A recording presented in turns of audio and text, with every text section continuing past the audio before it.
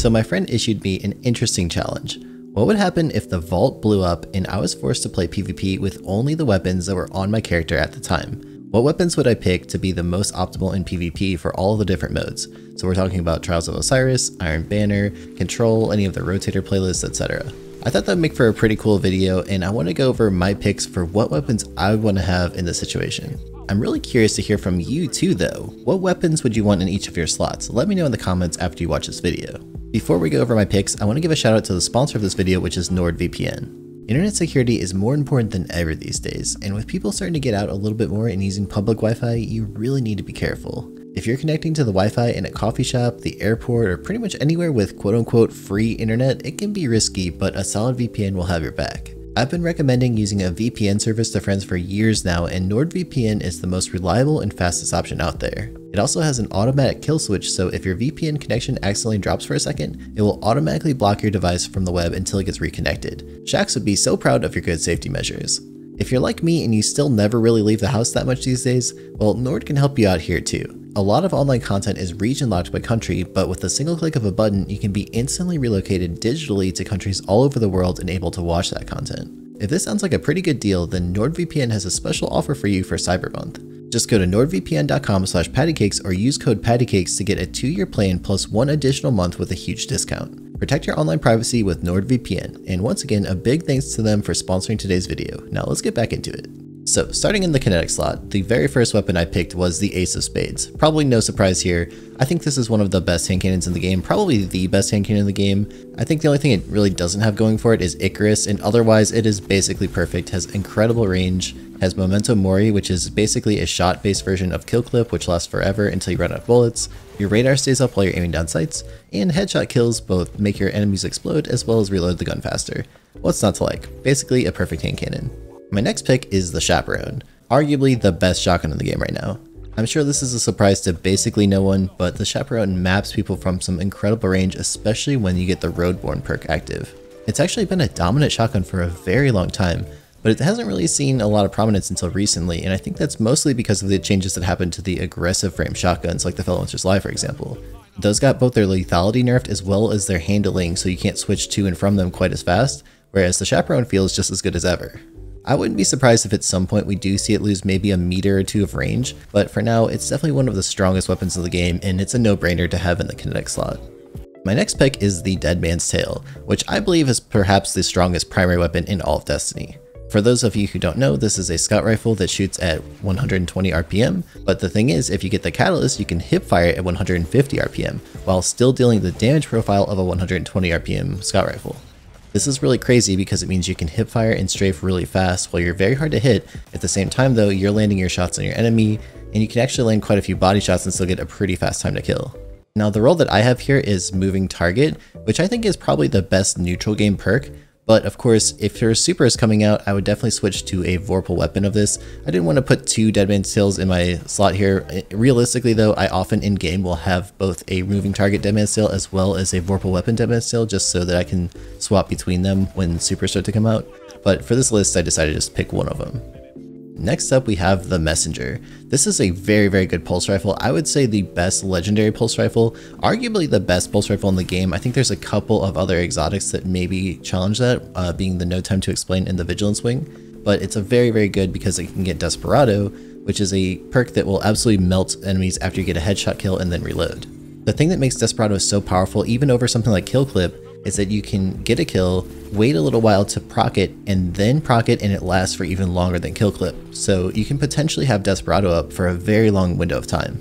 My friend Shadow is absolutely insane with Desperado Messenger. It's one of the scariest guns in his hands, and if you ever watch us play Trials together, you'll see that he will consistently get a triple team wipe just by getting 1 kill and then Desperado killing the next 2.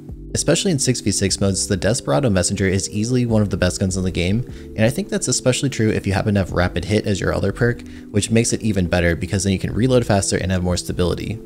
Next up on my list is the No Time to Explain. This is another 340 RPM pulse rifle in the Kinetic slot. While the Messenger certainly gets a lot of lethality after getting a kill with the headshot and then reload, No Time to Explain actually gets a lot of lethality even without getting a kill. That's because you can just keep landing headshots to proc its exotic perk. After you get 10 stacks of rewind again, you're going to open up a little arc buddy who fights with you, and that's going to make getting that optimal time to kill of 2 bursts even easier. This is especially good against players like Stag Warlocks who like to camp on those rifts. Overall, No Time to Explain is just an excellent option for longer range play, especially if you don't really feel like using the Dead Man's Tail or a sniper rifle.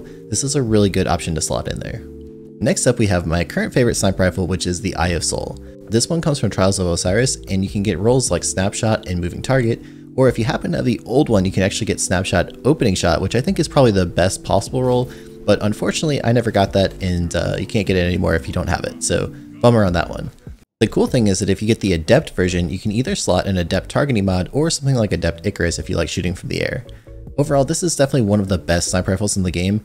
I personally kind of prefer the 45 zoom snipers over the 50 zoom snipers, so if you're like me and you prefer the slightly lower zoom snipers, definitely give this one a try. I think there's good reason that so many of the better snipers in the game prefer using the Eye of Soul over basically any other thing.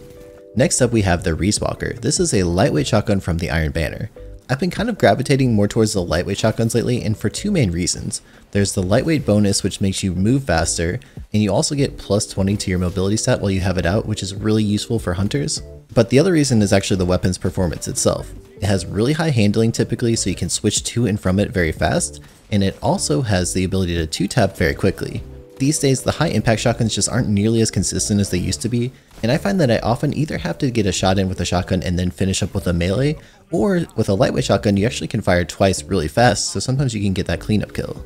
The more that I use these things with the ability to zoom around a map, the more I fall in love with them. They're really excellent, and the Reeswalker in particular can get some really crazy rolls. I definitely highly recommend farming for one of these the next time the Iron Banner comes around. Speaking of the Iron Banner, the next gun on my list is the Multi-Mach. This is no doubt one of the best submachine guns in the game currently, and if you get a maximum range roll with both Killing Wind and Iron Reach in the Model 8 sight, it is absolutely crazy how far you can map with this thing. Unfortunately, I've never gotten the perfect roll, and with the way that Iron Banner loot happens, it probably will just never happen for me, but regardless, this gun's really fun to use, and it's one of the best SMGs, so definitely one to keep your eyes out for. If you're looking for an insane gamer to watch who's amazing at SMGs, check out my friend CoolCheese. I recently did an interview with him all about getting better with SMGs in Destiny, and he also streams on Twitch. He's an absolute monster with these things. Next up is the main challenger to the Ace of Spades for dominance in the Kinetic slot for hand cannons, which is the Fatebringer, particularly the Time Lost one. The cool thing about the Time Lost one in particular is you're guaranteed to have explosive payload. This is a game-changing perk for hand cannons for a couple different reasons. Number one, it helps with damage fall off because the explosive part of the payload never actually has damage fall off. This means you can kill an enemy from very far away while still dealing pretty good damage. It also drastically increases the amount of flinch that your enemy receives when they're getting hit. This makes it a lot harder for them to shoot back at you, which is going to lead to you winning more gunfights. And maybe my favorite thing about explosive payload is that you can actually do damage around corners. So if you have an enemy who's just one shot and barely gets away, sometimes just shooting the floor is enough to get that kill. Now, my roll is definitely not perfect, but I do think this is very good, maybe like a 4 out of 5. Eye of the Storm really helps in the middle of a battle because once you start taking damage, it's almost like having opening shot on every single bullet. Very powerful. You're going to want max range, which Accurized and Rangemaster helps with quite a bit. And for the barrel here, I have Fluted Barrel, which is pretty good, but ideally maybe you'd want something like Small Bore. And finally for the Kinetic slot, I have kind of an oddball here, the Extraordinary Rendition. This is a very good SMG, but the reason that I like it so much is actually for a particular reason. It is perhaps the best gun in the game for momentum control. This is the mode where enemies take extra damage so you can go on some insane sprees. I get so excited every time momentum control comes back around because it's one of my favorite ways to play Destiny, and I think this particular SMG is maybe the best possible weapon for this mode. I have a combination of Rampage, which stacks up the damage really fast, Overflow, which means that I double the magazine anytime I pick up special ammo, and then maximum range to get hits as far as possible. Trust me, if you have anything like this and use it in momentum control, you're going to be a very happy camper. This thing is borderline busted for momentum. Now let's move over to the special weapons. First up, I have the Adored. It's the spiritual successor to my favorite sniper rifle of all time in Destiny, which is the Beloved, and although I still do prefer the Beloved a little bit, the Adored feels really nice and it definitely feels like a cousin to the Beloved. It has a 45 zoom stat, which is very important to me because that's the same zoom as Eye of Soul, so that means no matter what primary I want to use, I still have a very good 45 zoom sniper for either the Kinetic or the Energy slot. For PvP, most of the time you're going to want to go with Snapshot and Killing Wind, although if a super does come out, you have the option to swap to Vorpal Weapon, which is really powerful. More on that in a little bit. Although there's definitely better snipers on paper than the Adored, I have to say that when I use this thing, it just feels so consistent.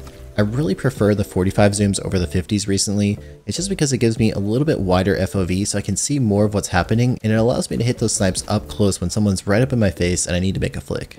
Next up we have the Shayura's Wrath, which my friend CoolCheese says is the best SMG in Destiny. And finally, after about 150 wins of trials on that first weekend when it came back, I have a pretty good roll here, arguably a god roll. Mine rolled with Kill Clip, Killing Wind, Accurized, Full Bore, and a Handling Masterwork.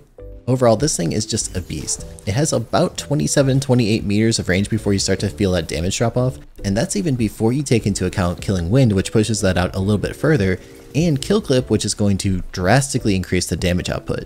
When you get going with this thing, it's just absolutely crazy. It's so fun to use, the sights are really clean, and it's just a great weapon. In particular, I really love pairing this thing with the Eye of Soul and the Kinetic slot. It's one of those setups that just makes me feel really confident in trials, especially on those kind of mid-range maps. Next up we have the Duality. This is basically the companion to the Chaperone but in the energy slot. What makes this gun so interesting though is it actually has two different fire modes. You can shoot as both a slug shotgun and a hipfire pellet shotgun. When this thing first came out, a lot of people were kind of disappointed with it, and it actually got buffed since then, but I think even in its original form, it was way more powerful than people gave it credit for. The reason is that although certainly the Chaperone beats it in one-hit kill range, and a normal pellet shotgun might slightly beat it in the hipfire mode, you have both of these options available at any time. So if someone's just slightly too far away for the pellet shotgun mode, you just ADS and hit an easy headshot. Or if someone's starting to push up on you and you're not sure you can get a headshot with the slug shotgun mode, then you just switch to the pellet fire mode and get an easy clean kill. With some really great stats in both the range and handling departments, this thing is just a great shotgun, one of the best in the game, no doubt. Next up is my personal favorite hand cannon, the Palindrome. While it might not have explosive payload like the Fatebringer, it has access to both rangefinder and Killing Wind with some crazy base stats and great perks. This means that with a maximum range roll, you're challenging someone at almost about 38 meters, which is pretty crazy for a 140 RPM hand cannon.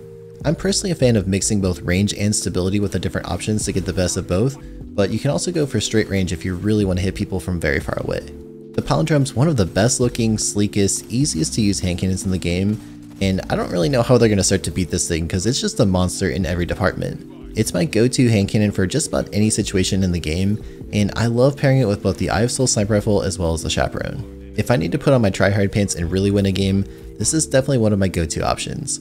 The next weapon on my list is a little bit of a change up in the special weapon department. That would be the main ingredient fusion rifle. This was the roll that Zur sold a few weeks ago that was absolutely crazy for PvP. It's one of the easiest to use fusions in the game, and if you happen to get that one, you didn't even need to farm for a really good roll. The main ingredient overall is just an excellent fusion, definitely one of the top tier options out there. I'm not typically much of a fusion guy in D2, but in D1 I really did enjoy using fusions quite a bit, and this is definitely one of the best feeling ones that I've used recently. If you're out there in the wild and you get a good roll in this thing, definitely keep it, it's one of the best feeling fusions in the game. Next up we have the Igneous Hammer, which is the hand cannon from Trials of Osiris. Now this particular roll that I got just this past weekend is kind of a sniper rifle, so I wanted to show this one off. This one is opening shot, Killing Wind, high caliber rounds, full bore, and a range masterwork, so that's basically maximum possible range. Alternatively though, I have a couple with elemental capacitor here in the final slot, and I really like that because you have a couple different options on the table. If you use it with the Void subclass, you get a lot of stability, which is really nice for 120 RPM hand cannons, and if you use it with an Arc subclass, you get way more handling, which is also nice since 120s tend to be pretty sluggish. Although I personally prefer the 140 RPM hand cannons most of the time, the 120s are still definitely usable, and Igneous in particular is still a great hand cannon. You can consistently outrange other hand cannon users in a duel, and the chunk damage it deals is still nothing to scoff at. When you're using this thing, people are going to get caught off guard pretty often because they're just not ready to get hit in the head for 80 damage. Alright, next on our list is the 7th Seraph CQC. This is a fantastic shotgun that has really become more popular lately with the changes to all the high impact shotguns. Just like the Reese Walker, this is another lightweight frame, which means you're going to get that plus 20 mobility stat anytime you have it out, as well as faster movement speed. But the thing that I really love about this one in particular is that I happen to get one with quick draw and snapshot. This makes it so incredibly snappy. That's also paired with having accurized, full choke, and a handling masterwork, so this is just a very good roll. Like I said with the Reese Walker, I'm having so much fun with the lightweight shotties lately because you can get that really fast 2-tap for some pretty deep kills, as well as just zooming around the map with that extra movement speed. For me personally, I've been really finding myself moving away from the more heavy hitting pellet shotguns and going more to these lightweight frames. And probably no one's surprised out there that the Vex Mythic class makes it onto my list. This fusion rifle auto rifle hybrid basically invalidated every other auto rifle in existence. Although it is getting a nerf soon with losing a little bit of aim assist as well as aim assist on that LFR shot, it's still going to be a fantastic weapon and probably towards the top of the list for all auto rifles.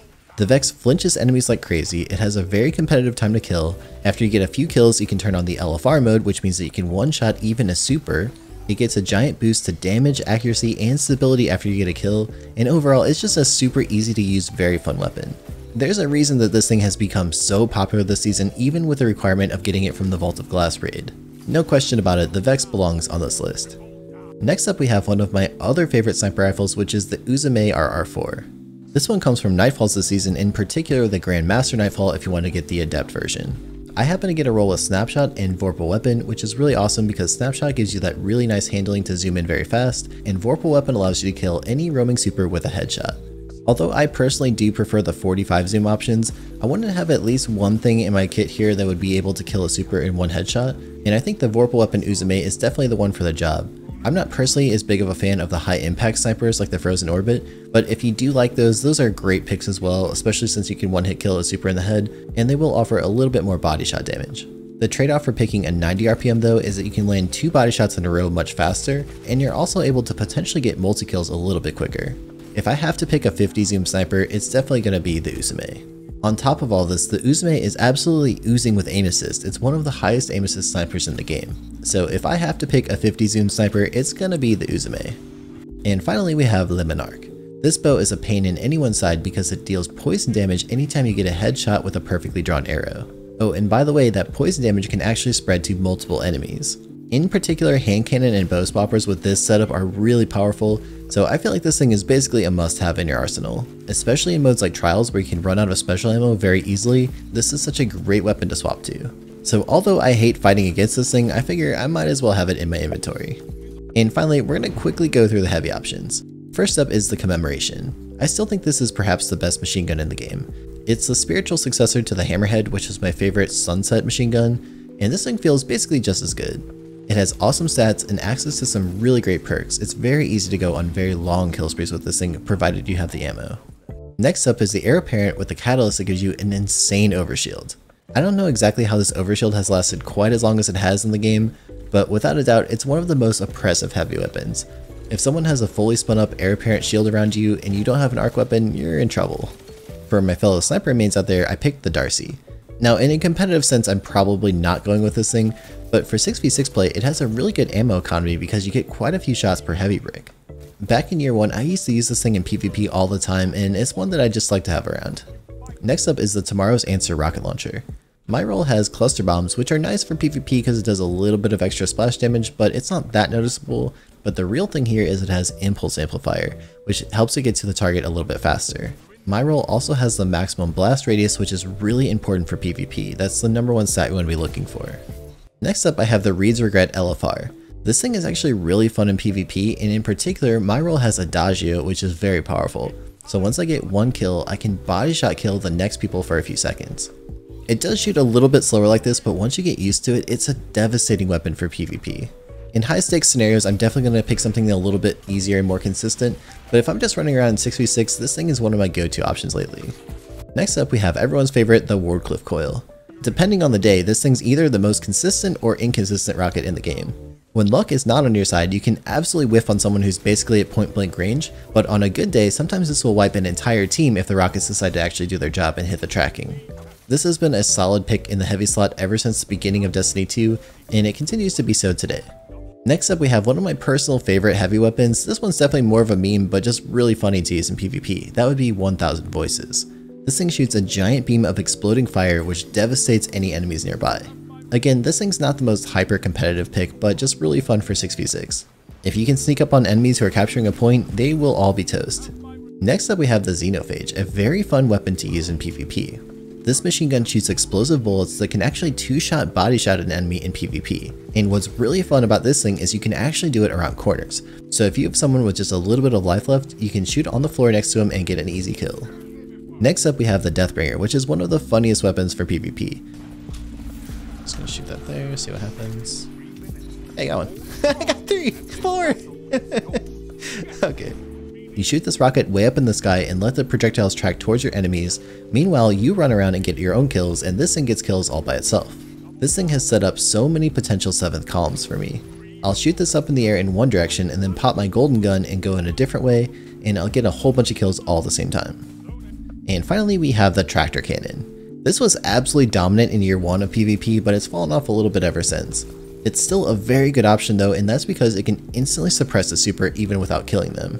It fires a very powerful impulse that will knock enemies back and potentially even hit them hard enough into walls where it will kill them. The suppression field is very generous. You can barely touch someone and take them right out of their super.